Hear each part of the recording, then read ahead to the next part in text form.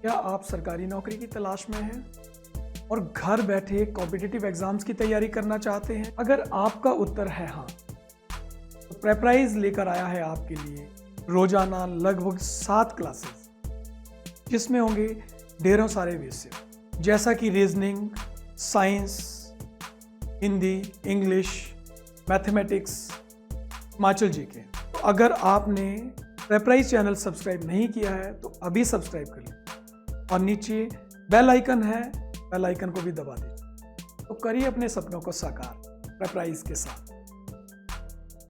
देखिए first question, निम्न में से कौन क्रांतिकारी बाद में एक योगी और दार्शनिक बन गया था? Which of the following revolutionaries later become yogi and philosopher? योगी और दार्शनिक बन गया था, इनका नाम आप देख रहे हैं। Radhika Mahajan, my first live session. Okay जी, हाँ तो दिल्ली से आ जाए करिए आप, शेड्यूल आपको टाइम का लगा, ठीक है। सभी को बता दीजिए जो भी आपके फ्रेंड्स हैं, अगर आप फर्स्ट टाइम लाइव सेशन देख रहे हैं, ऑफलाइन भी जो आपके फ्रेंड्स देखते हैं उनको बता दीजिए, ठीक है। सभी लोग देखिए, ऑप्शन देखिए, बाल गंगाधर तिलक, अरविंद घोष, लाला लाजपत राय और आगरकर।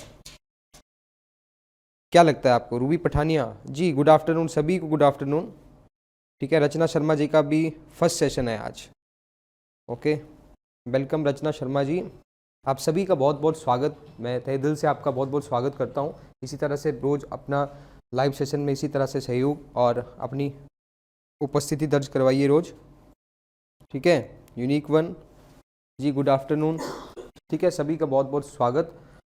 बताइए इसका जवाब जल्दी से, मैं देख रहा हूँ। निम्न में से कौन से क्रांतिकारी बाद में एक योगी और दार्शनिक बन गया, जो एक रेवोल्यूशनरिस्ट था और बाद में एक योगी और फिलोसफर बन गया, उसका नाम आपको बताना है। शालू शर्मा बी बता रहे हैं जी। Pankaj Kumar ji, good afternoon, welcome. बाल गंगाधर तिलक, अरविंद घोष, लाला लाजपत राय और आगरकर। बताइए, शालू शर्मा ने तो बी बता दिया, क्या लगता है आपको? ठीक है, वीडियो को शेयर कर दीजिए और लाइक कर दीजिए साथ में जल्दी से। एक दूसरे से भी आप बोला करें कि वीडियो को लाइक कर दो, शेयर कर दो, ठीक है। कर दिया सर शेयर, सबसे ज़्यादा मैं ही करती हूँ। ओके जी, थैंक यू वेरी मच, सबसे ज़्यादा आप करती हैं, बहुत अच्छा लगा मुझे।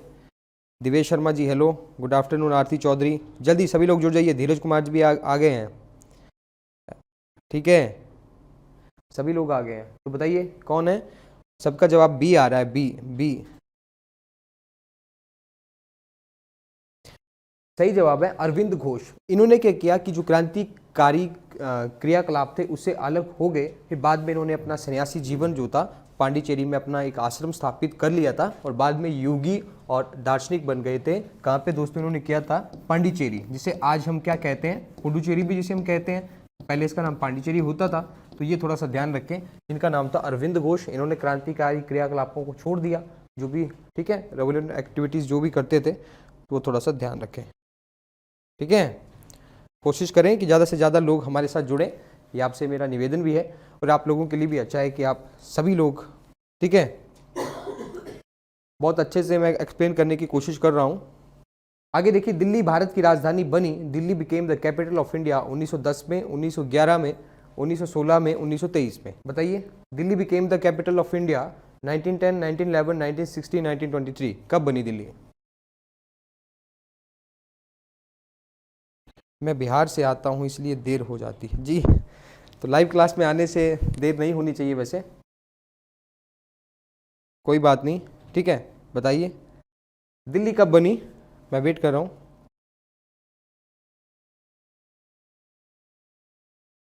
शालू शर्मा का जवाब आ गया 1911, वेरी गुड शालू शर्मा। मधु डडवाल 1911, कमल शर्मा 1911, सभी दोस्तों के जवाब सही हैं। देखिए 1911 में इंग्लैंड में एक भव्य दरबार, इंग्लैंड के जो महाराजा थे जॉर्ज पंचम और रानी मैरी, उनके स्वागत में एक भव्य दरबार का आयोजन हुआ।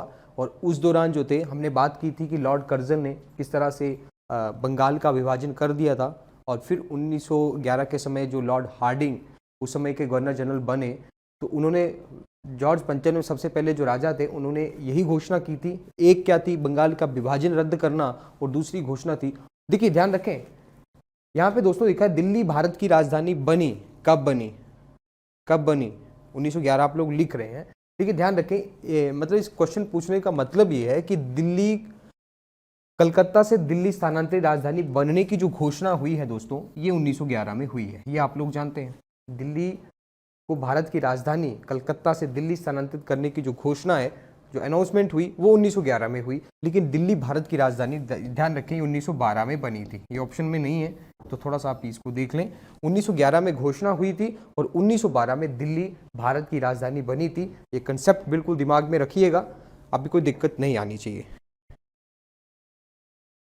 धीरज कुमार जी कर दीजिए, जरूर फेसबुक पे कर दीजिए। हाँ बिल्कुल, 1911 जब बंगाल का पार्टीशन एनुअल हुआ। वेरी गुड यार, वेरी गुड। और दिल्ली दरबार में इसकी घोषणा हुई थी, ये आप लोग बिल्कुल ध्यान रखें, ठीक है। सुमन चौहान जी वेलकम। जल्दी से सभी लोग जुड़ जाइए, जल्दी से। अगर आपको सेशन मेरा अच्छा लगता है तो कोशिश करें कि वीडियो को पहले, जो भी हमारी वीडियोज़ हैं आपको ये पूरा हमारा प्रयास रहता है प्रेपराइज की तरफ से कि जो थंबनेल होते हैं हमारे पहले ही आपके तक नोटिफिकेशन पहुंच जाती है, ठीक है। और जब भी नोटिफिकेशन आए तो जो हमारी इवनिंग की क्लासेज हैं, मॉर्निंग की क्लासेज हैं, ये दोपहर की क्लासेज हैं जो कि DRDO और CHSL के लिए चलाई गई हैं, तो वो भी आप पहले ही शेयर कर दिया करें, तो इससे सबको फ़ायदा रहेगा, ठीक है। नेक्स्ट देखो, गांधी ने असहयोग आंदोलन वापस लिया। Gandhi withdrew the non cooperation movement कब लिया था? ऑप्शन है चौरी चौरा की घटना के बाद लिया, गांधी इरविन समझौते के बाद लिया, या क्रिप्स मिशन के बाद लिया, या नन ऑफ दीज, या इनमें से कोई नहीं आप कह सकते हैं। क्या लगता है आपको? स्नेहा शर्मा, धीरज कुमार ए बता रहे हैं जी, वेरी गुड।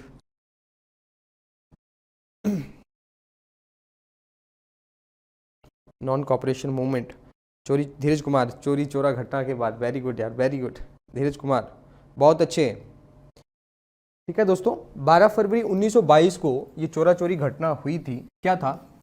12 फरवरी 1922 को, देखिए 1920 में जब गांधी जी ने असहयोग आंदोलन की शुरुआत की थी, तो उन्होंने सभी भारतीयों से आग्रह किया था कि जो हमारा नॉन कॉपरेशन मूवमेंट होगा, ये पूरी तरह से अहिंसा के पथ पर चलेगा, यानी हिंसा इसमें नहीं होनी चाहिए। और गांधी जी वैसे भी हिंसा के पक्षधर नहीं थे, हिंसा में बिल्कुल विश्वास नहीं रखते थे, अहिंसावादी थे, ये आप लोग जानते हैं। लेकिन क्या हुआ कि ये 12 फरवरी 1922 को जो 12 फरवरी 1922 को चोरा चोरी की घटना हुई, इसके फलस्वरूप वहाँ पे मतलब जो स्थानीय लोग थे उन्होंने पुलिस थाने को आग लगा दी, आपने पढ़ा होगा, ठीक है। तो कितने पुलिस वाले मारे गए थे। तो फिर गांधी जी ने सहयोग आंदोलन को वापस ले लिया था, ये आप थोड़ा सा ध्यान रखें जी, वेरी गुड। जो सभी लोग पहली बार आ गए हैं, ठीक है, जो आप पहली टाइम अगर फर्स्ट टाइम विजिट कर रहे हैं दोस्तों, मैं रिक्वेस्ट करता हूं चैनल को सब्सक्राइब जरूर कर लें, साथ में बेल आइकन को दबा लें और अभी वीडियो को लाइक कर दें, ठीक है। वीडियो पसंद अच्छा लग रहा है तो वीडियो को लाइक कर दो जल्दी से, और चैनल को सब्सक्राइब कर लें अगर आप फर्स्ट टाइम वीडियो देख रहे हैं, ठीक है। और कोशिश करें कि जो भी फ्रेंड्स हमारे बाद में ऑफलाइन वीडियो देखते हैं हमारी, ठीक है, बाद में भी देखते हैं, कईयों को लाइव सेशन में आने का समय नहीं मिल पाता, तो बाद में देखें। तो जो भी वीडियो देखें उनसे रिक्वेस्ट है, कोई भी देखें अपना कमेंट जरूर करें, नीचे कमेंट बॉक्स में अपनी प्रतिक्रिया जरूर दें कि वीडियो कैसा लगा। सर सब कुछ आपने क्लास में पढ़ा दिया है तो गलती होने का कोई चांस ही नहीं है जी, बिल्कुल बिल्कुल गलती होने का मुझे उम्मीद है कोई चांस होगा भी नहीं, ठीक है। आगे देखिए, जातीय पुरस्कार दिया गया था किसे? जातीय, इसको हम एक क्या कहते हैं इसको, ethnic award was given Monte द्वारा, एटली द्वारा, मैकडोनाल्ड द्वारा, क्रिप्स द्वारा, ये जातीय पुरस्कार दिया गया था, जातीय अवार्ड, ठीक है। बताइए, धीरज कुमार का आ गया McDonald, very good Dheeraj Kumar ji. जातीय पुरस्कार की हम बात करें तो मतलब एक पृथक निर्वाचन अधिकार हम इसे कह सकते हैं, आप इस तरह से समझिए, मैं आपको बताता हूं। सी बता रहे हैं Salu Sharma, C MacDonald, very good very good, हाँ वेरी गुड। दोस्तों ब्रिटिश प्रधानमंत्री थे रैमसे मैकडोनाल्ड, इनका नाम ध्यान रखें, रैमसे मैकडोनाल्ड इनका नाम था। और 1932 में इन्होंने सांप्रदायिक निर्णय की घोषणा की, जिसके तहत दलितों को, हिंदुओं को दलितों, मुसलमानों और सिखों को पृथक निर्वाचन अधिकार दिया गया। देखिए, एक होता है आरक्षित निर्वाचन क्षेत्र, एक होता है पृथक निर्वाचन क्षेत्र। अब इनमें फर्क क्या था? दोनों ही पक्ष संविधान में रखे गए थे। किस तरह से मैं आपको बताऊंगा कभी, मैं थोड़ा बहुत आपको बता देता हूं अभी कि पृथक निर्वाचन क्षेत्र होता है, एक आरक्षित निर्वाचन क्षेत्र होता है। पृथक निर्वाचन क्षेत्र में क्या होता है कि कोई अल्पसंख्यक समुदाय का वर्ग वहां पे चुनाव लड़ सकता है, लेकिन जो वोट देने वाले मतदाता होंगे वो भी उसी समुदाय के होंगे। तो लोगों ने, संविधान सभा ने कहा कि ये हमारे उद्देश्यों की पूर्ति नहीं कर सकता, तो इसके लिए क्या गया, आरक्षित निर्वाचन क्षेत्र का प्रावधान किया गया कि जो चुनाव लड़ेगा वो तो आरक्षित वर्ग से होगा, लेकिन जो मतदाता होंगे वो उस एरिया के वो सभी समुदायों के नागरिक होंगे। ये थोड़ा सा ध्यान रखें, ठीक है। हाँ, communal award, very good. Radhika Mahajan sir, Cripps mission क्या है?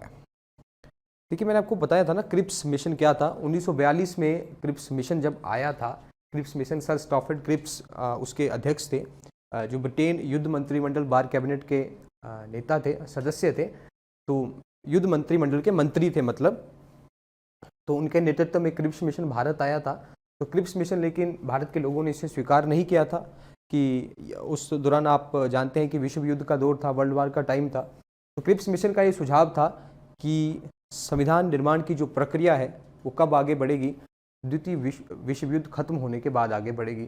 तो भारतीयों ने इसे स्वीकार नहीं किया था। और दूसरी तरफ मुस्लिम वर्ग ने भी ये मांग थी कि भारत के 2 स्वायत्त हिस्सों में बांट दिया जाए, अलग अलग उनके लिए संविधान सभाएं होनी चाहिए। ये थोड़ा सा ध्यान रखें, ठीक है। शाम की क्लास धीरज कुमार जी, इवनिंग की क्लासेस भी जो देखिएगा, जो लाइट की हम तैयारी करवा रहे हैं, राष्ट्रपति टॉपिक पे हम लोग बात कर रहे हैं, ठीक है। समझ में आ गई? 1932 में रैमसे मैकडोनाल्ड ने हरिजन एवं दलित वर्ग के लिए इस तरह से और सिखों के लिए अलग पृथक निर्वाचन का अधिकार दिया गया था। ये आप थोड़ा सा कंसेप्ट अपना क्लियर रखें, ध्यान रखें। यहाँ पे 1957 नहीं है, यहाँ पे 1857, ठीक है। 1857 के विद्रोह के दौरान भारत का गवर्नर जनरल कौन था? Who was the governor general of India during the revolt of 1857? ये थोड़ा सा मिस्टेक यहाँ पे हो गया है। ऑप्शन है Lord Bentinck, Lord Willingdon, Lord Canning, और इनमें से कोई नहीं। बताइए जरा।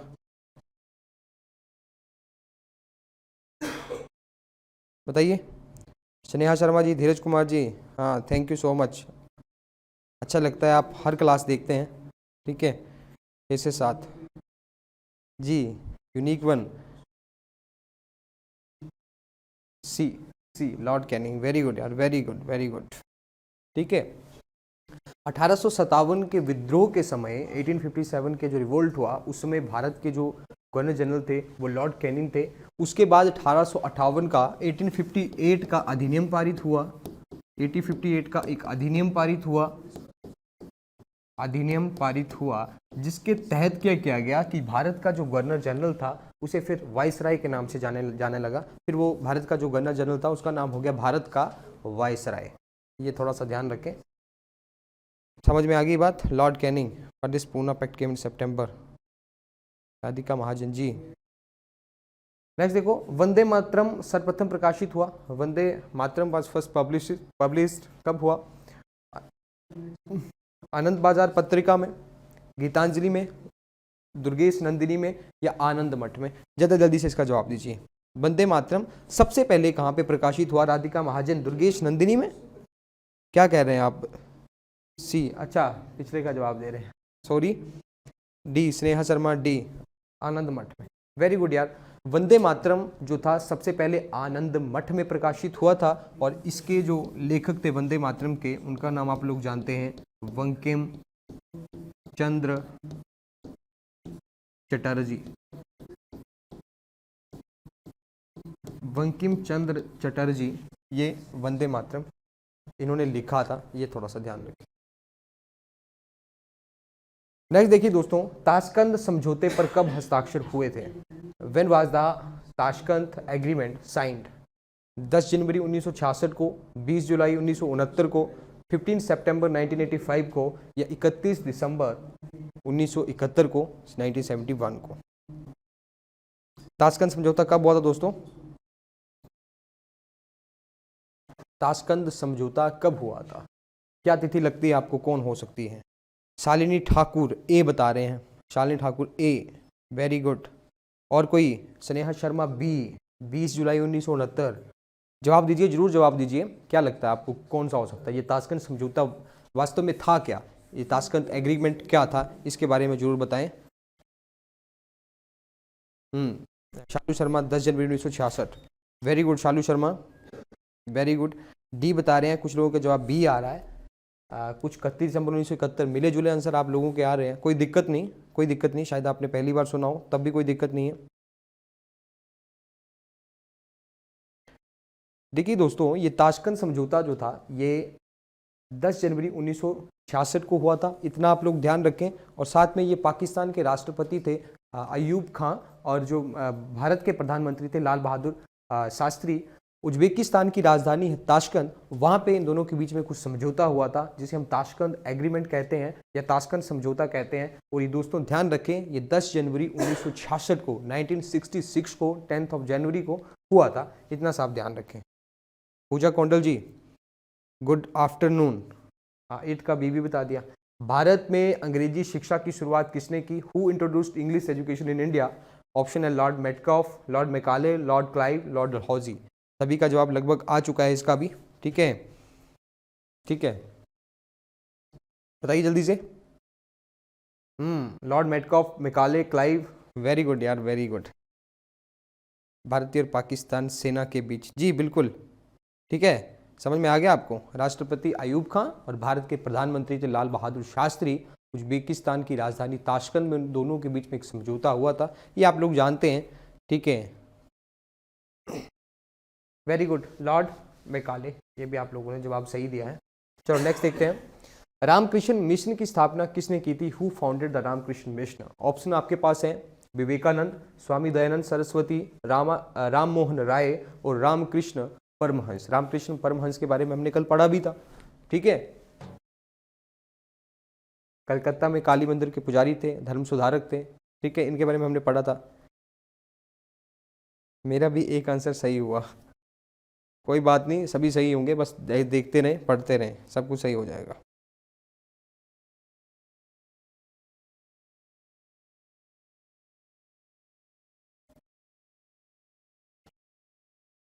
ये बता रहे हैं, मैंने पहले कहा था, हाँ विवेकानंद।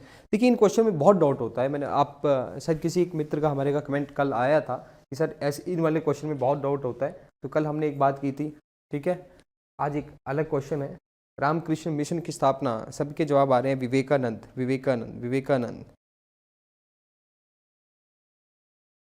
सभी के जवाब आ रहे हैं, मिक्स हैं। 10 का ए स्नेहा शर्मा बता रही हैं, सिमी ठाकुर बता रही हैं, विपिन मनहास, विवेकानंद।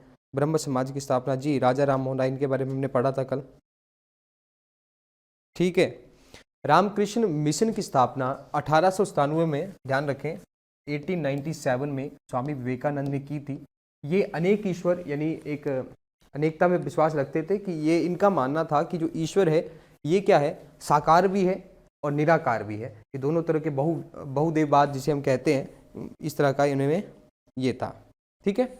बहुदेववाद में ये विश्वास रखते थे और ये मानते थे कि ईश्वर जो है ये साकार भी है, निराकार भी है। साकार है, साकार का मतलब है जिसका आकार हो, निराकार जिसका कोई आकार ना हो, तो निराकार साकार दोनों रूप में मानते थे। 1897 में इन्होंने रामकृष्ण की मिशन की स्थापना कहाँ पे की थी दोस्तों? तो कलकत्ता में की थी। कलकत्ता कहाँ पे है? पश्चिम बंगाल में, ये थोड़ा सा ध्यान रखें।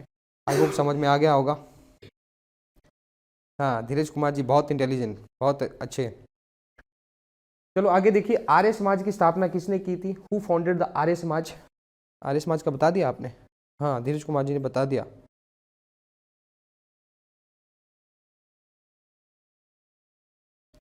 स्वामी दयानंद सरस्वती बता रहे हैं सभी लोग। हाँ back to Vedas, very good.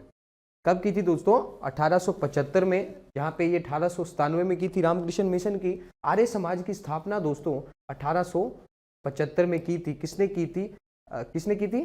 Dayanand ने। यहाँ पे थोड़ा गलत मिस्टेक हो गया है, स्वामी दयानंद सरस्वती, यहाँ पे दयानंद हो गया है, दयानंद सरस्वती ने की थी दोस्तों। और इन्होंने नारा दिया था वेदों की ओर लौटो, ये थोड़ा सा ध्यान रखें, ये आप लोग जानते हैं, बैक टू वेदास स्लोगन जो था ये इन्होंने दिया था। समझ में आ गई बात? और क्या किया था इन्होंने ये भी बताइए जरा, कल हमने बात की थी। दयानंद सरस्वती के स्वामी जो थे, उनके जो गुरु थे वो गुरु बिरजानंद थे। ठीक है, ये भी थोड़ा सा आप ध्यान रखें। और क्या किया था आर्य समाज ने, ये जो आर्य समाज था इन्होंने छुआछूत और जाति व्यवस्था का विरोध किया, लेकिन ध्यान रखें छुआछूत और जाति व्यवस्था का विरोध किया लेकिन वर्ण व्यवस्था जो थी उसका समर्थन किया था, ये आप थोड़ा सा ध्यान रखें। Okay, Radhika Mahajan, Karnu Verma, all question very important sir जी, बिल्कुल बहुत इंपॉर्टेंट क्वेश्चन है। साथ में तो फैक्ट मैं आपको बता रहा हूँ वो भी ध्यान में रखें, कहीं से भी क्वेश्चन कुछ भी पूछा जा सकता है। ठीक है, और ये क्वेश्चन भी पूछा गया था कि स्वामी दयानंद सरस्वती के स्वामी कौन थे, गुरु कौन थे, तो गुरु कौन, मैंने आपको नाम बताया, बिरजानंद। चलो नेक्स्ट देखो दोस्तों, बनारस हिंदू विश्वविद्यालय की स्थापना किसने की थी, जरा बताइए। बनारस हिंदू विश्वविद्यालय की स्थापना Mahatma Gandhi, Swami Dayanand Saraswati, Madan Mohan Malaviya, Ramakrishna Paramhansa. Who founded the Banaras Hindu university, किसने की थी?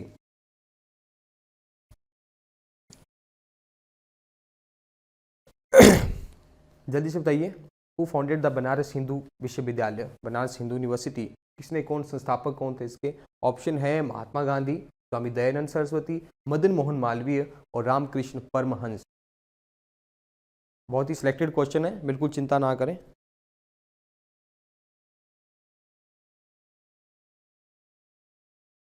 मदन मोहन मालवीय, वेरी गुड, सभी का जवाब सही है, सी बता रहे हैं, मदन मोहन मालवीय, बहुत अच्छे। मदन मोहन मालवीय ने बनारस हिंदू विश्वविद्यालय की स्थापना की थी। नेक्स्ट देखो, वंदे मातरम पहली बार कब भारतीय राष्ट्रीय कांग्रेस के अधिवेशन में, मतलब कब गाया गया था? भारतीय राष्ट्रीय कांग्रेस के किस अधिवेशन में वंदे मातरम जो था, वंदे मातरम आप लोग जानते हैं क्या है, वंदे मातरम पहली बार गाया गया था? इंग्लिश में भी बता देता हूँ। When was Vande Mataram first sung at the session of the Indian National Congress? 1886, 1892, 1896, 1904। ये क्वेश्चन शायद फंसा भी दे आपको और शायद इसका आप सही भी जवाब दे दें। 1886 बता रहे हैं।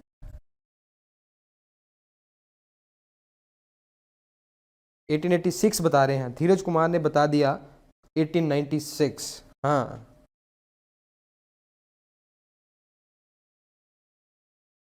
सी 1896। ठीक है दोस्तों, 1896 में राइट आंसर है सभी का लगभग। 1896 में जो भारतीय राष्ट्रीय कांग्रेस का कलकत्ता अधिवेशन था, कलकत्ता अधिवेशन, उसमें पहली बार वंदे मातरम जो था ये गाया गया था, ये आप थोड़ा सा ध्यान रखें। कलकत्ता अधिवेशन में 1896 में जो कलकत्ता अधिवेशन था उसमें पहली बार ऐसा भारतीय राष्ट्रीय कांग्रेस का अधिवेशन हुआ जिसमें वंदे मातरम को गाया गया था। ये थोड़ा सा अपना कंसेप्ट बिल्कुल ध्यान में रखें। नेक्स्ट देखिए, जलियांवाला बाग किस शहर में स्थित है? In which city is the Jallianwala Bagh located? Jalandhar, Ludhiana, Amritsar, Firozpur. मुझे नहीं लगता कोई इसका गलत जवाब देगा, ये आप सभी जानते हैं कहाँ पे है।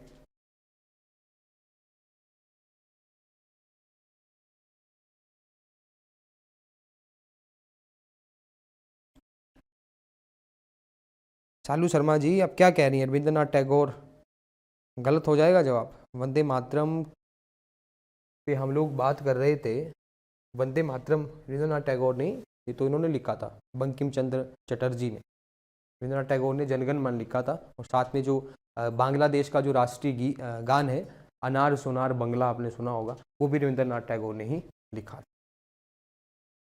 अमृतसर बता रहे हैं सभी लोग। क्या हुआ दोस्तों, 13 अप्रैल पंजाब के एक लोकप्रिय नेता थे डॉक्टर सत्यपाल और डॉक्टर सैफुद्दीन किचलू, दो नाम आप ध्यान रखें, डॉक्टर सत्यपाल और डॉक्टर सैफुद्दीन किचलू, इनकी गिरफ्तारी के विरोध में 13 अप्रैल 1919 का दिन था और पंजाब के अमृतसर के जलियांवाला बाग में एक महासभा का आयोजन किया गया था जिसमें जनरल डायर ने बिना चेतावनी दिए ही गोली चलाने का आदेश दे दिया था। तो उस कारण से हजारों भारतीयों की हत्या मारे गए थे। ठीक है, कुछ ने वहाँ पे आपने गए होंगे तो आपने देखा होगा वहाँ पे कुएं भी हैं, तो कुछ ने अपनी जान बचाने के लिए उसमें भी छलांग लगा दी, फिर भी उनकी मृत्यु हुई। तो ये थोड़ा सा फैक्ट है। तो किसके विरोध में इस तरह क्वेश्चन आए? तो डॉक्टर सत्यपाल और डॉक्टर सैफुद्दीन किचलू के विरोध में वहाँ पे सभा का आयोजन हुआ था, ये आप थोड़ा सा ध्यान रखें, अमृतसर में। अच्छा दोस्तों, द्वितीय आंग्ल मैसूर किस संधि के तहत समाप्त हुआ? बताइए जरा। आगे हैं सभी के जवाब। श्रीरंगपट्टनम, है बी सी, कुछ का बी कुछ का C, Anglo Mysore treaty of Srirangapatna, very good. Question देख लीजिए, आंग्ल मैसूर युद्ध नहीं पूछा इन्होंने कहाँ पे हुआ, ये पूछा है कि किस संधि के तहत समाप्त हुआ। बताइए जल्दी से। निखिल सिंघानिया, धीरज कुमार, हाँ रॉलेट एक्ट के विरोध में, हाँ बिल्कुल रॉलेट एक्ट के विरोध में उन्होंने जो प्रदर्शन किया था सैफुद्दीन किचलू और उन्होंने, फिर उसके बाद में ये आप लोग जानते हैं। मैंगलोर बता रहे हैं, मैंगलोर, चलो देखते हैं मैंगलोर। ठीक है दोस्तों, तो आप लोग में ये क्वेश्चन शायद कल भी आया था, हमने बात की थी under which stated is the second Anglo Mysore and हुआ था। तो आप लोग ध्यान रखिए, मैंगलोर में, मैंगलोर की जो हुई थी संधि, उसके तहत ये युद्ध जो था वो समाप्त हो गया था। किस तरह से हमने बात की थी टीपू सुल्तान और उनके बीच। निम्न में से किसे 1942 के भारत छोड़ो आंदोलन की वीरांगना कहा जाता है? विच of the following is called the heroine of quit India movement of 1942? Question ध्यान से सुने, ऑप्शन देखें फिर जवाब दें। 1942 के भारत छोड़ो आंदोलन की वीरांगना किसे कहा जाता है? ऑप्शन है आपके पास एनी बेसेंट, सुचेता कृपलानी, अरुणा आसफ अली और सरोजिनी नायडू। वेरी गुड, बहुत लोग जुड़ चुके हैं। जल्दी से, वीडियो को फर्स्ट टाइम आ रहे हैं तो वीडियो को लाइक कर दो। कमल शर्मा, धीरज कुमार, आरती ठाकुर, स्नेहा, राधिका,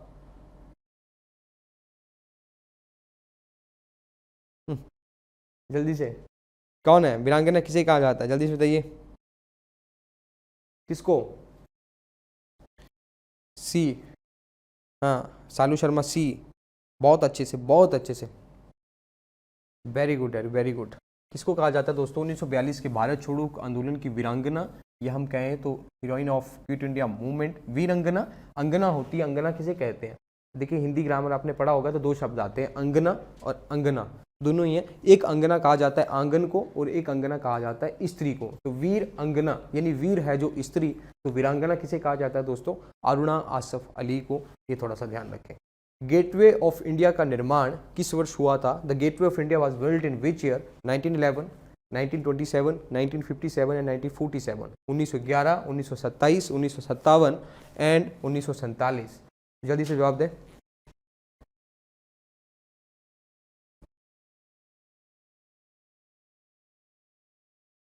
जी थैंक यू रमेश भारद्वाज जी। बताइए जल्दी से, गेटवे ऑफ इंडिया का बताइए जल्दी से, जल्दी। गेटवे ऑफ इंडिया का निर्माण कब हुआ? क्या था ये गेटवे ऑफ इंडिया, कब हुआ था? सी 1957। रमेश भारद्वाज जी ध्यान से, गेटवे ऑफ इंडिया का निर्माण कब हुआ था? ए बता रहे कुछ 1911, कुछ एक धीरज कुमार ने तो 1924 बता दिया।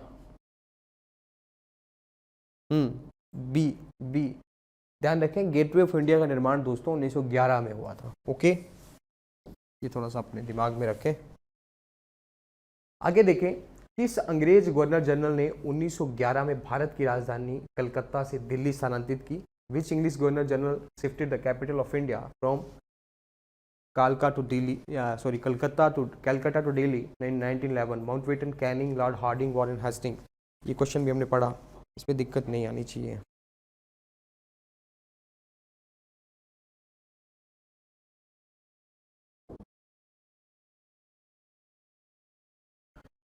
कब हुई थी दोस्तों, किसके शासनकाल में?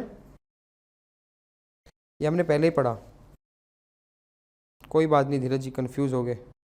डी, इसका जवाब दे रहे हैं आप लोग। सी स्नेहा शर्मा, हार्डिंग। अभी तो थोड़ी देर धीरज, शालिनी ठाकुर जी, अभी थोड़ी देर पहले तो हमने क्वेश्चन किया। हाँ करनू वर्मा, सी वेरी गुड, लॉर्ड हार्डिंग। देखिए लॉर्ड हार्डिंग के समय ये राजधानी कलकत्ता से दिल्ली स्थानांतरित की गई। एक फैक्ट और आप याद रखें कि जब इन्होंने राजधानी दिल्ली से कलकत्ता से दिल्ली स्थानांतरित की तो इन पे बम भी फेंका गया था, हालांकि ये बच गए थे उसमें, ये थोड़ा सा ध्यान रखें। आगे देखिए, राम प्रसाद बिस्मिल इनमें से किससे जुड़े हुए हैं? Ram Prasad Bismil was associated with which of the following? Kakori bomb मामले में, अलीपुर बम मामला जो हुआ था, या मेरठ का जो षड्यंत्र हुआ था, ये कानपुर षड्यंत्र हुआ था, वो बताइए आप मुझे जल्दी से। किससे जुड़े थे राम प्रसाद बिस्मिल? आपने एक बहुत नाम सुना होगा, ये जाना पहचाना नाम है, राम प्रसाद बिस्मिल। ठीक है, किससे जुड़े हुए थे? काकोरी से। अलीपुर बम मामला जो था, ठीक है, बम षड्यंत्र जो हुआ था, ये कानपुर का षड्यंत्र था या मेरठ का था? ये थोड़ा सा बताइए जल्दी से। धीरज कुमार, निशु, नरेंद्र नेगी,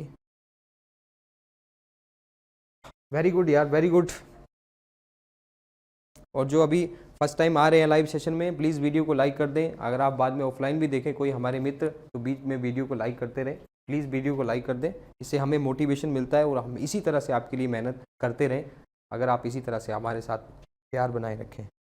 काकोरी, कन्नू वर्मा, सी ए, कुछ का ए आ रहा है, काकोरी कुछ का सी आ रहा है, मेरठ। ध्यान रखें दोस्तों, राम प्रसाद बिस्मिल जो थे, ये काकोरी जो मामला हुआ था, बम मामला, काकोरी में जो बम फेंका गया था, काकोरी बम मामला, ठीक है, इससे जुड़े हुए थे। नेक्स्ट देखिए, भारतीयों को सत्ता का हस्तांतरण करने और देश का विभाजन करने की योजना किस योजना में रखी गई थी? In which scheme was the plan to transfer the power to the Indians and the divide the country? ठीक है, cabinet mission plan, Mountbatten plan, Cripps mission, Bharat सरकार अधिनियम 1935। ठीक है, मतलब भारतीयों को जो सत्ता हस्तांतरित की गई ब्रिटिशों के द्वारा, अंग्रेजों के द्वारा भारत को सत्ता दी गई या देश का विभाजन करने की जो योजना है, ये कौन सी योजना पे आधारित था? कौन सी इसकी योजना है? जल्दी से बताइए। समीर सोहल जी, राम राम। मैं ठीक हूँ जी, बिल्कुल अच्छा हूँ। Very good, very good. सभी लोग जुड़ रहे हैं हमारे साथ, बहुत अच्छे, बहुत अच्छे यार, बहुत अच्छे। जल्दी से इसका जवाब दें। ये सत्ता हस्तांतरण जो की गई थी, ये किसके समय में की गई थी?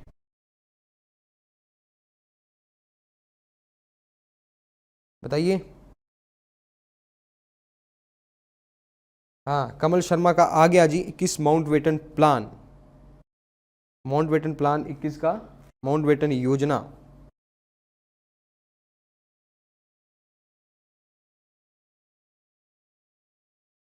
ठीक है, तो दोस्तों ये जो भारतीय स्वतंत्रता अधिनियम था, ये कैबिनेट मिशन माउंटबेटन योजना के तहत ही किया गया था। माउंटबेटन योजना के तहत भारत को दो हिस्सों में बांट दिया गया।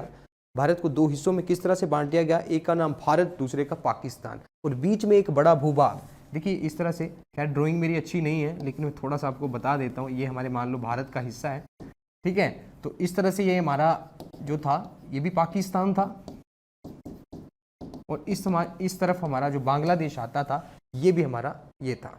इसे हम कहते हैं पूर्वी पाकिस्तान और ये पश्चिमी पाकिस्तान। ये माउंटबेटन, और किस तरह से बांटा गया था दोस्तों? संख्या के आधार पर। ऐसा भी नहीं था कि जहाँ पे, मतलब ऐसा भी नहीं था कि, देखिए बीच में तो हम बात करें तो संख्या के आधार पर ये प्रावधान किया गया कि बिल्कुल जहाँ पे जिस धर्म के लोग ज़्यादा हैं उस आधार पर भारत को बांट दिया जाए। लेकिन ऐसा भी नहीं था कि मतलब भारत में कुछ ऐसे जगह थे जहाँ पे मुसलमान कम थे, या बीच में तो हम जगह दे ही नहीं सकते थे। मान लो यहाँ पे मुसलमान ज़्यादा है, उत्तर प्रदेश का हैदराबाद है, तो वहाँ पे तो ऐसे इसे बांटा नहीं जा सकता था। तो दो ही ऐसे जगह थी, एक पाकिस्तान था हमारा और एक ही बांग्लादेश वाला, जहाँ पे मुस्लिम जो थे बहुसंख्या में थे, तो इस कारण से बांटा गया था। फिर बाद में उसको अलग किया गया बांग्लादेश को, ये आप लोग जानते हैं। समझ गए बात को? ठीक है दोस्तों, ठीक है। और ये योजना कब हुई थी? 3 जून 1947 को। ये भी थोड़ा सा ध्यान रखें, ठीक है जी, ठीक है। ये जी माउंटबेटन योजना की हम बात कर रहे थे। आपने एक मित्र ने कमेंट लिखा है Radcliffe line. Radcliffe रेखा जो है, ये इसी की रेखा है, भारत और पाकिस्तान को जो विभाजित करती है उसे रेड क्लिफ लाइन ही कहते हैं, ये आप लोग जानते हैं। अच्छा देखिए नेक्स्ट 22 का, निम्नलिखित में से आपको बताना है कौन सा सही जोड़ा नहीं है। विच of the following is not a correct pair? Scindia Gwalior. Scindia क्या है? ये राजवंश के नाम लिखे हैं और आगे जगह के नाम लिखे हैं। सिंधिया जो थे ग्वालियर से थे, होलकर पूना से, गायकवाड़ बड़ौदा से, भोंसले नागपुर से। इनमें से आपको बताना है कि जो सही नहीं लगता है, इन 4 ऑप्शन में से आपको बताना है जी। निशु ठाकुर जी, क्लास भी जरूर होगी आपकी। कन्नू वर्मा जी, इसमें दिक्कत नहीं आनी चाहिए। ऑप्शन अगर इंग्लिश में नहीं है तो इसमें तो आप समझ ही सकते हैं, सिंधिया को सिंधिया ही लिखना है, ऐसा ही है इसमें तो। ग्वालियर को ग्वालियर ही लिखना है इंग्लिश में भी, इसमें दिक्कत नहीं आनी चाहिए। होलकर पूना में गायकवाड़ को गायकवाड़ी कह सकते हैं हम, क्योंकि राजवंशों के नाम है। बड़ौदा, भोंसले, नागपुर। शालू शर्मा, ये नहीं आता है कोई बात नहीं, जल्दी से।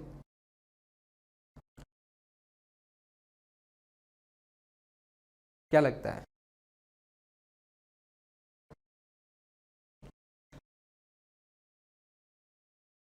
मुझे लगता है इसका जवाब किसी को भी नहीं आता है। हाँ, गायकवाड़ बता रहे हैं जी, जरूर गायकवाड़ आपने नाम सुना होगा। ठीक है,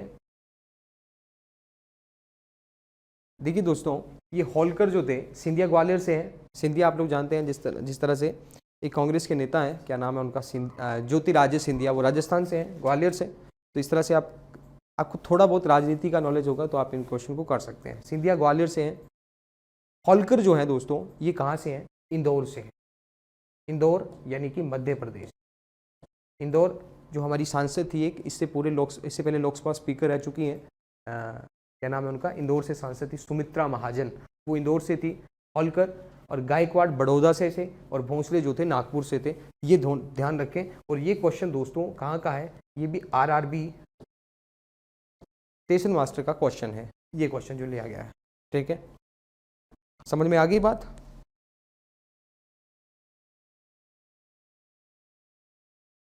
ठीक है, होलकर जो थे ये कहाँ से? मल्हार राव से प्रारंभ हुए और 1721 में यहाँ पे होलकर में इंदौर में शामिल हुए। ये थोड़ा सा आप ध्यान रखें। समझ गए बात? चलो नेक्स्ट देखते हैं। 1857 के विद्रोह में झांसी की रानी लक्ष्मीबाई ने किसके सहयोग से ग्वालियर में विद्रोह किया? With whose support did Rani Lakshmibai of Jhansi revolt in Gwalior in the revolt of 1857? Option है तांत्या टोपे, नाना साहेब, कुंवर सिंह और बख्त खां। Very good. जो फर्स्ट टाइम आ रहे हैं प्लीज वीडियो को लाइक कर दो, वीडियो को लाइक कर दो, चैनल को सब्सक्राइब कर लो अगर फर्स्ट टाइम आप आ रहे हैं। बताइए। बी बता रहे हैं नाना साहब। किसके सहयोग से लक्ष्मीबाई ने इसमें किया था?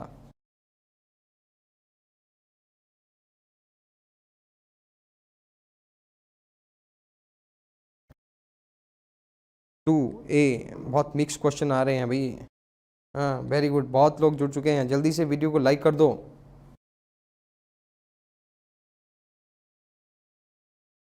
ठीक है दोस्तों, तो झांसी की रानी लक्ष्मीबाई ने तांत्या टोपे के सहयोग से ग्वालियर का नेतृत्व या ग्वालियर में नेतृत्व संभाला और ग्वालियर में विद्रोह किया था, तो इनका नाम था तांत्या टोपे। नेक्स्ट देखिए, अंतिम मुगल शासक बहादुर शाह जफर की मृत्यु कहां पर हुई थी? अंतिम मुगल शासक की हम बात करें, where did the last Mughal ruler Bahadur Shah Zafar die? Delhi, Rangoon, Agra और Gwalior. Aarti Thakur, thank you very much. Pranjali Mehta, नए लोग जुड़ चुके हैं हमारे साथ। ठीक है, कहाँ हुई थी मुगल शासक बहादुर शाह जफर की मृत्यु कहाँ पे हुई थी, जरा मुझे बताइए। मैं आपके बारे में थोड़ा सा आपको बता दूं कि किस तरह से जब 1857 के विद्रोह की शुरुआत मेरठ से हुई, तो मेरठ से आधी रात को जब सिपाहियों ने एक विद्रोह शुरू कर दिया था, जिसमें मंगल पांडे को तो कार फांसी पर चढ़ा दिया गया था, लेकिन बहुत सारे सिपाहियों ने क्या किया कि आधी रात्रि को जब वो उसकी ओर दौड़ चले दिल्ली की ओर, उन्होंने बहुत से अंग्रेजों की बंगले जो थे उनको जला दिया, बहुत से तोपखानों को जला दिया गया। फिर आधी रात को वो कहाँ से 1800 मतलब किस तरह से आधी रात्रि को चल पड़े दिल्ली की ओर, उन्होंने रुक किया और सुबह तड़के ही वो वहाँ पे पहुँच गए। और उस दौरान जो थे दिल्ली के मुगल शासक थे, अंतिम मुगल शासक थे, वो खैर बूढ़े भी हो चुके थे, और वहाँ पे जब वो पहुँचे तो उस दौरान जो रोज़ा होता है, ठीक है, रोज़े का, और वो भोजन कर रहे थे, मुझे नहीं पता उसको क्या कहते हैं, जो भोजन सुबह का सूर्य उगने से पहले जो भोजन किया जाता है रोज़े के समय, वो कर रहे थे। तो उन्होंने जब सिपाहियों ने उनको बताया कि हमने इस तरह से दिल्ली में जो किस तरह से वो वहाँ पे अंग्रेज जो थे उनको मार के वहाँ पहुँच गए हैं, तो आपका मुगल शासक का समर्थन चाहिए, तो उनके पास बिना किसी अनुमति के जो हमारे सभी सिपाही थे वो मुगल शासक के दरबार में पहुँच गए। वहाँ पे उन्होंने गेट को क्रॉस कर दिया और उनसे अनुमति मांगी, क्योंकि अगर मुगल शासक अनुमति दे देते तो 1857 के विद्रोह को नाम मिल पाता कि उनके नेतृत्व में ये विद्रोह किया जा रहा है। तो उनके पास, बहादुर शाह जफर के पास कोई चारा नहीं था, तो उन्होंने इसकी अनुमति दे दी थी। ये थोड़ा सा आप ध्यान रखें। हाँ धीरज कुमार जी, वेरी गुड। 7 नवंबर 1862 को कहाँ पे हुआ था दोस्तों? रंगून में हुआ था। समझ गए बात को? रंगून में। चलो नेक्स्ट देखो, महात्मा गांधी की पत्नी का क्या नाम था? What was the name of Mahatma Gandhi wife? Kasturba Gandhi, Rambha Devi, Maneka Gandhi, then हाँ जी, commander Bakht Khan, very good.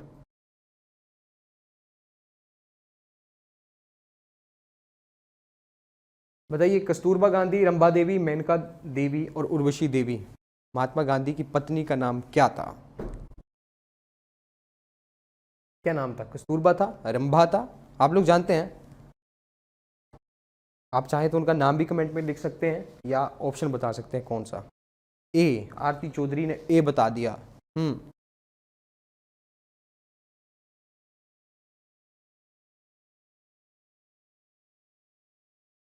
जल्दी से बताइए।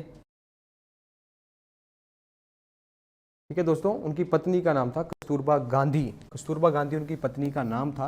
1891 में इन्होंने इंग्लैंड से बैरिस्ट्री की पढ़ाई की। इंग्लैंड से बैरिस्ट्री का मतलब होता है, बैरिस्ट्री उसे कह देना जो हम कहते हैं वकालत की पढ़ाई। ठीक है, इंग्लैंड से बैरिस्ट्री की पढ़ाई उन्होंने की।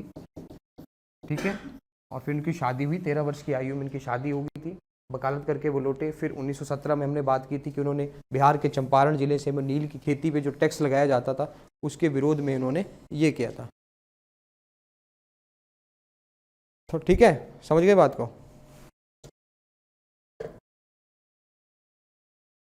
नेक्स्ट देखिए दोस्तों, निम्नलिखित में से कौन ड्रेन ऑफ वेल्थ सिद्धांत से संबंधित है, ये आपको बताना है। ठीक है, क्या लगता है आपको? ड्रेन ऑफ वेल्थ सिद्धांत से संबंधित है। विच of the following is related the meaning of drain of wealth? Option है दादा भाई नौरोजी, सुभाष चंद्र बोस, इकबाल और doctor Rajendra Prasad. Drain of wealth सिद्धांत से संबंधित कौन है, ये आपको बताना है। जी, सबके जवाब आ गए हैं दादा भाई नौरोजी। ठीक है, कब दिया था? दादा भाई नौरोजी। सबके जवाब आ रहे हैं, ए बता रहे हैं, ए बता रहे हैं, सभी लोग ए बता रहे हैं। ठीक है, ठीक है दोस्तों। तो 1868 में 1868 में दादा भाई नौरोजी ने 1868 में ये धन निष्कासन का सिद्धांत दिया था। उन्होंने कहा था कि भारत का धन भारत से बाहर जाता है और भारतीयों को ही फिर ऋण के रूप में, लोन के रूप में दे दिया जाता है, जिससे भारतीयों को फिर से ब्याज चुकाना पड़ता है। तो कहीं ना कहीं ये भारतीयों के ऊपर ही दबाव था। ये धन निष्कासन का सिद्धांत उन्होंने दिया था। मुझे लगता है यहाँ तक समझ में आपको आ गया होगा। ठीक है दोस्तों, 2 मई 1867 को इन्होंने ईस्ट इंडिया एसोसिएशन की बैठक को संबोधित करते हुए ये धन का निष्कासन का सिद्धांत दिया था। ये आप थोड़ा सा ध्यान रखें। ठीक है, नेक्स्ट देखिए, रामकृष्ण मिशन की स्थापना किसने की? Who founded the Ramakrishna mission? किसने की थी रामकृष्ण मिशन की स्थापना?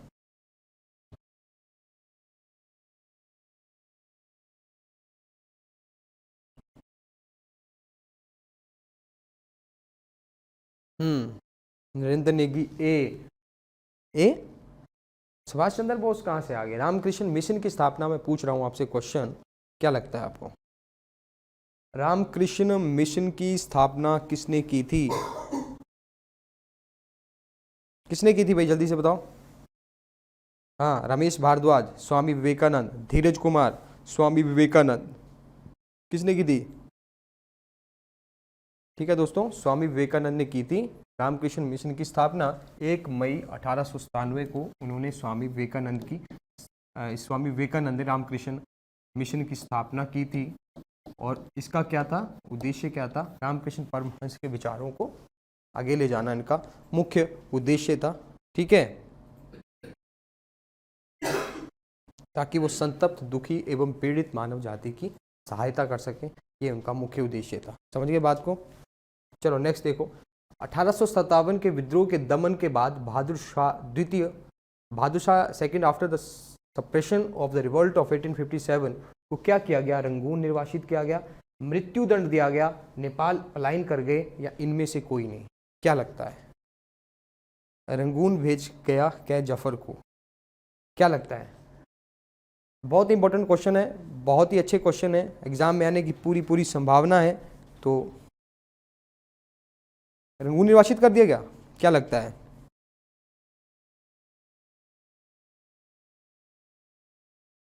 ठीक है दोस्तों, ये क्वेश्चन हमने पहले किया।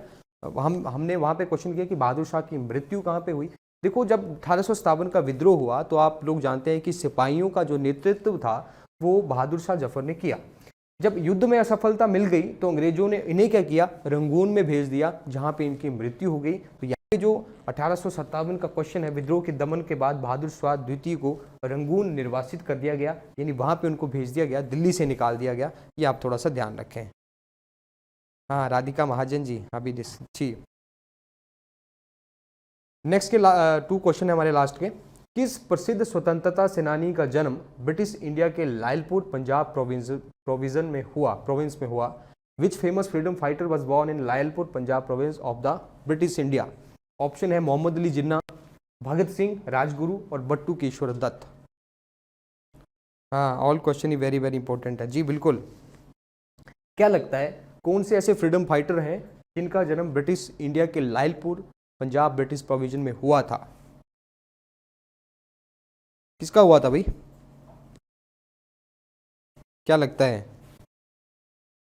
नरेंद्र ए बता रहे हैं, मुझे नहीं लगता, पिछले का बता रहे हैं शायद। हाँ, शालू शर्मा का जवाब आ गया, भगत सिंह। धीरज कुमार बी, सभी के बी जी। दोस्तों बिल्कुल, भगत सिंह जो थे, सरदार भगत सिंह, ठीक है। आप लोग जानते हैं कि छोटी सी उम्र में 1931 में इन्हें फांसी पे चढ़ा दिया गया था, ठीक है, रात के समय ही, ठीक है। 23 मार्च को, जिसे हम शहीदी दिवस के रूप में मनाते हैं, 23 मार्च 1931 को, ठीक है। और भगत सिंह को, हालांकि डेट जो इनकी तय की गई थी वो 24 मार्च की थी फांसी की, लेकिन एक दिन पहले ही, क्योंकि कहीं ना कहीं इतने बड़े अच्छे क्रांतिकारी थे ये, देश प्रेम इतना अच्छा था इनके अंदर भरा कि भगत सिंह। और इनका जन्म, आप क्वेश्चन जो है हमारा, कि ब्रिटिश इंडिया के लायलपुर पंजाब प्रोविंस में हुआ था। तो लायलपुर दोस्तों अभी जो है ये कहाँ पे है दोस्तों? तो ये अभी पाकिस्तान में है, ठीक है। 30वां क्वेश्चन देखिए कि दलितों के लिए हरिजन शब्द का प्रयोग सर्वप्रथम किसने किया था? Who first use the word Harijan for Dalits? Sardar Patel, Mahatma Gandhi, Jyotirao Phule, Vinoba Bhave. किसने किया था?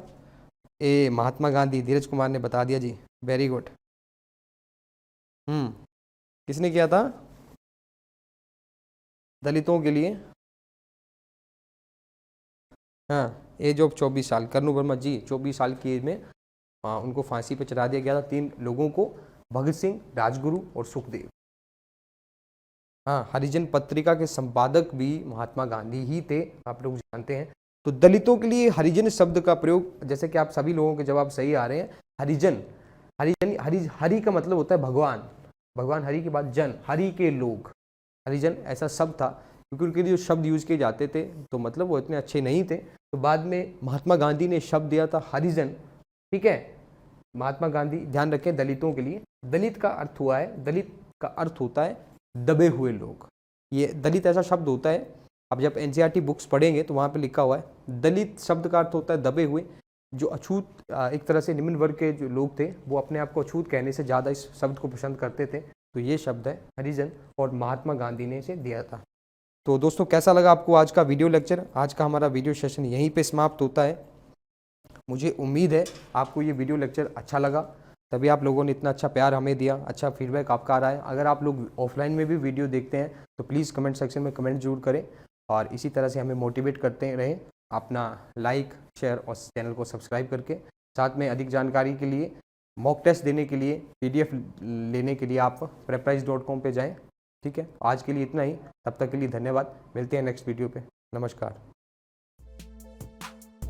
और हाँ, अगर आप फर्स्ट टाइम YouTube चैनल पर आए हैं, प्रेपराइज चैनल को सब्सक्राइब कर लीजिए और इस वीडियो को लाइक कर दीजिए, और हाँ, शेयर करना मत भूलिएगा।